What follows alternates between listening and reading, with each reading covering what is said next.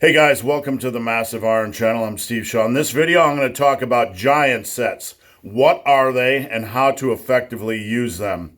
Before I get into that topic, if you have any questions or comments, drop them down below. The best topic ideas I turn into videos just like this. Check out the link down below. Come join my private forum. There's also information on new t-shirts at superlivingtoday.com. All right, giant sets. Got a question via DM on Instagram about giant sets, and I can't even recall if I've ever made a video about them. This may be my first, but I'm going to talk about them. What is a giant set? A giant set, well, first of all, a superset is basically 2 exercises back to back with minimal, almost zero rest. It's impossible to have no rest, right? But you jump from one exercise to the other. A giant set takes that further. You have 3 or more exercises with no rest in between them. You could do, you could do some push-ups, or you could do dips. You could do push-ups, and you could do dumbbell flies or something like that. You get the picture. So that's basically what a giant set is. Now, a giant set can easily become the CrossFit of the muscle building arena. What do I mean by that? Well, in CrossFit, you can be doing, it's not uncommon to do technical lifts for speed. And when you do technical lifts for speed, form breaks down and you increase the risk of injury. The same could be said for a giant set when it is used incorrectly. If you do your reps at the expense of exercise form, you're basically turning it into a giant set into the CrossFit of bodybuilding. You got to be careful how you use them, and you got to make sure when you are using them that you have a 100% lockdown focus on exercise form, especially if you're going to use them in the arena of compound movements. Now, there's a couple ways I advocate using them. Number one, I don't advocate using them on all sets of compound movements.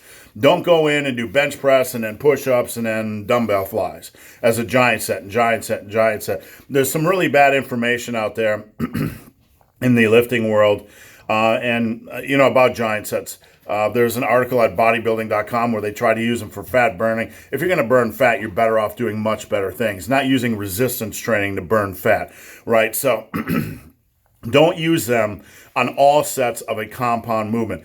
The first way to use them is to maybe take the last set of a compound movement, like say you're doing 4 sets of bench press. Maybe do a giant set on the last set of bench press. So your form is still good on that set of benches, the last set of benches, but then you might hop down, do push-ups, and then hop back up and do dumbbell flies. So that's a really good way to do it.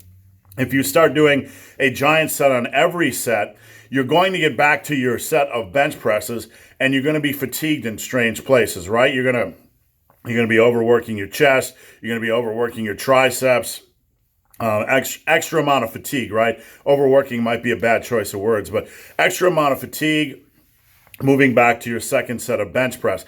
Really on the compound movements, what you want to do is just focus on being as fresh as possible, so you can maximize form and so you can maximize progression. And I really don't like burning yourself out in between sets of compound movements, because you increase the risk of crappy form and you increase the risk of decreased performance.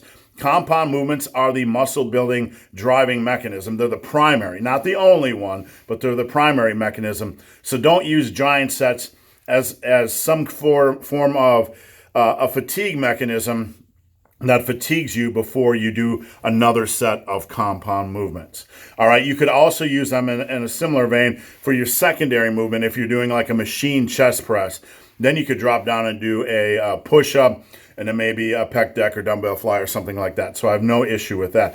The second real way that I advocate using them is as a finisher. Now, there are certain aspects to muscle building that we know exist, right? We know are scientifically foundational to building muscle. Progressive overload, a reasonable amount of volume, even taking sets to, not to failure, but to as many quality reps as possible, because you're recruiting a maximal amount of muscle fibers.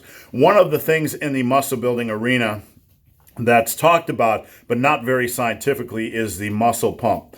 A muscle pump, there has been some indication in some research that a pump contributes to the muscle building process, right?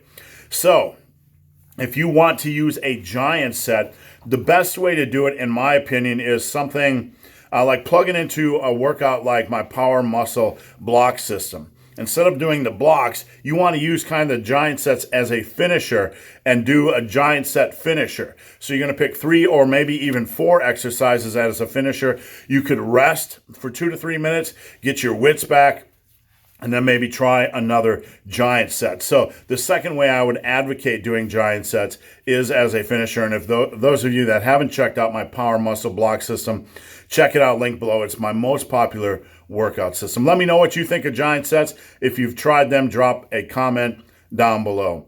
So guys, hope this video has been of some help. If you have any questions or comments, drop them down below. If you made it this far in this video and have yet to subscribe to my channel, please do. I'd appreciate the support. So guys, as always, thanks for watching. Have a great day.